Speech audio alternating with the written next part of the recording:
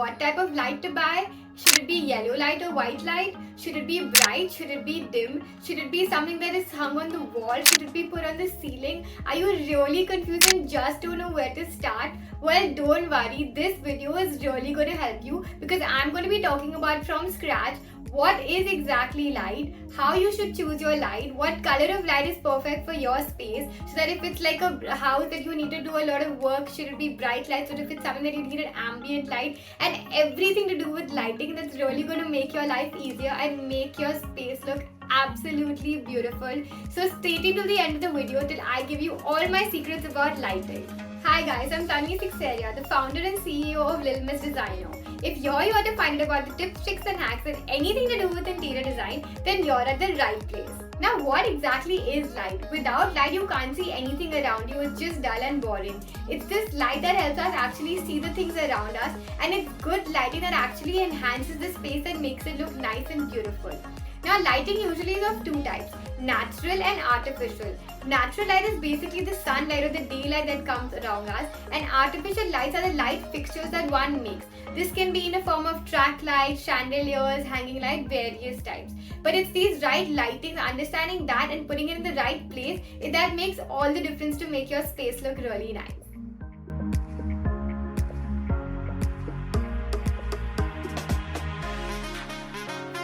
The color temperature that really defines a light. For example, if it's a cooler temperature or a warmer temperature, usually this temperature is measured in Kelvin, and the most common used lights usually vary from a 3K, 4K or a 6K, most commonly known as a 3000K, 4000K or a 6000K, which is even more simply known as a daylight, warm light and sunlight. So warm lights are basically lights that help to create an ambience or a mood setting for that space. This is usually used in rooms like your bedrooms, living rooms, etc. Whereas your cool lights are lights which are used more for productive spaces like your offices, kitchens, study rooms. These are actually used more to have some productivity and bright lights going on. Now understanding this about lights, another thing that you should understand is the beam angle. Now the beam angle can be narrow or wide, short or long. The beam angle is basically the way the light is distributed from the source of the light point, going all the way to the rest of the space. Now usually if you want to highlight a particular piece, like let's say an artwork, then you're going to use something with a narrow beam angle. Whereas if you want to illuminate the entire space, then you're going to be using a wide beam angle light. Now lights usually come in different sizes, different shapes, different intensities and different colors. Now the most commonly used colors are whites and yellows, which vary based on the temperature. Some people may also use some other light colors such as your blue, green, yellows, etc., which is also followed by the RB white, similar to when you choose your colors of the space. And the intensity literally is the wattage of the light, which usually starts from a 1 watt going up to almost 30 to 40 watts if you have a much bigger space. And the last is of course understanding the shapes of the light. Then the lights can be in circular forms, rectangular forms, flat and a variety. And the last is the dimensions. The dimension is based on the size of the light. Now the light can be a small circumference, let's say like a 2-inch, or it could be something that is really big, which is going up to like 10 feet. It really depends on the space, how big and small you should actually choose this light, which I'm going to be telling you about a little later. Now when you're selecting lights, you should look at the wattage of the light. So if the wattage is lesser, let's say a 1 watt light, then it is going to be used just to highlight a small specific area. Like let's say it's a small niche in your bathroom or a small little artwork that you want to highlight in the living room, then you will use a small little light of only 1 watt to 3 wattage. Whereas if you want to highlight a, let's say a grand dining table, then you will go for something that is varying almost up to 15 watts going up to 30 watts depending on the size of the table. Now another play that comes into this is, let's say if you have a long rectangular table, you are going to go for something that is more sleek and linear going along with the length of the dining table. Or let's say if you have a circular dining table, then you will try to go for something that is more round so that it goes well with the furniture.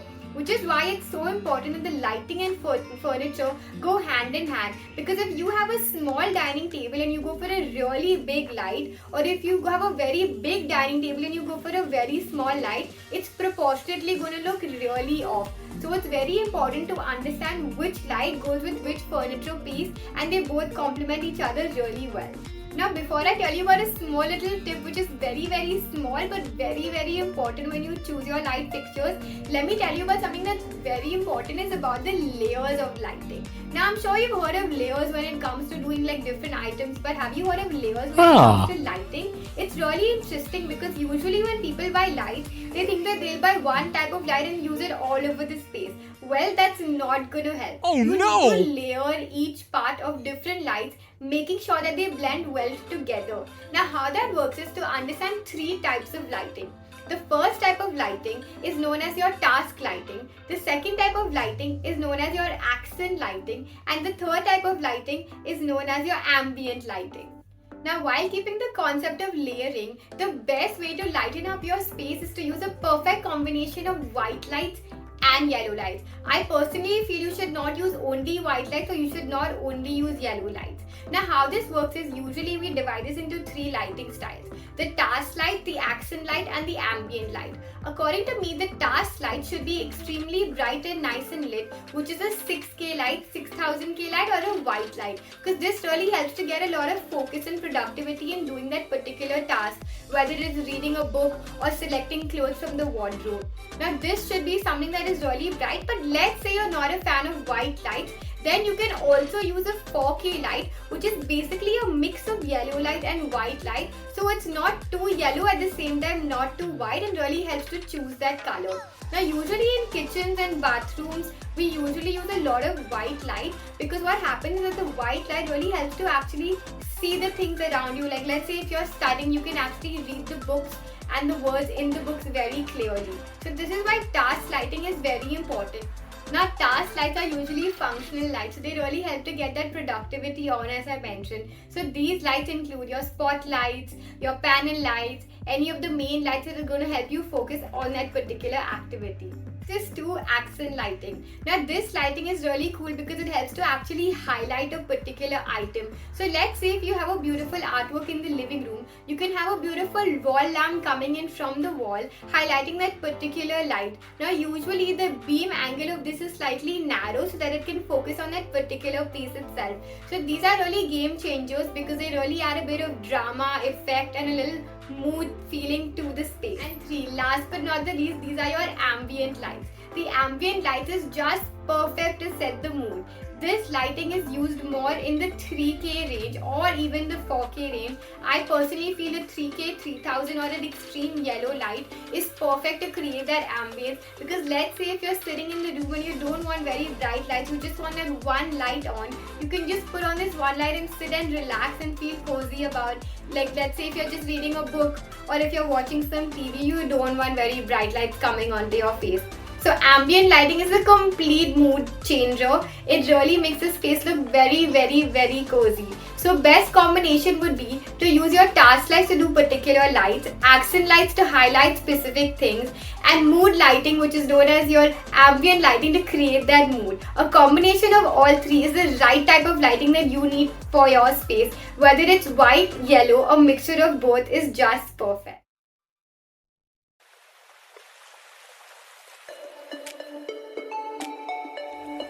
Yes, remember that one tip which I told you I'll tell you right at the end. So that tip is that when you're buying your lights, of course it can be a variety of shapes and styles, but if it is concealed going in your ceiling, avoid very sharp edged lights like a rectangle or a square. Instead go for a right concealed panel, because just in case the alignment between your wall and your ceiling is not a 90 degrees, it will not be so visible and it will still look really cool. Because if you have a square and a rectangle light and the angle is not perfectly 90 degrees, one will feel that it is crooked and one can immediately tell that something is off.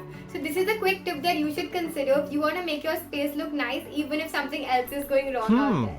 Well, of course, lights are very easy to buy online, but I always recommend to personally go to the market and touch and feel all the lights so that you can choose which one really works for you. But let's say if you don't have the time and you actually do buy it online, let's say through Amazon or some other website, then maybe you should just buy 1 or 2, try it out, see if it's working for you, and only then invest in buying some more. I really hope you found these tips helpful, and if you're someone who loves lighting, then you should definitely check out this video because I've got some really fun tips going around for lights in that as well. So if you found this video helpful and you want to find out similar tips and tricks about lighting, then don't forget to like, share and subscribe, and of course hit that notification bell.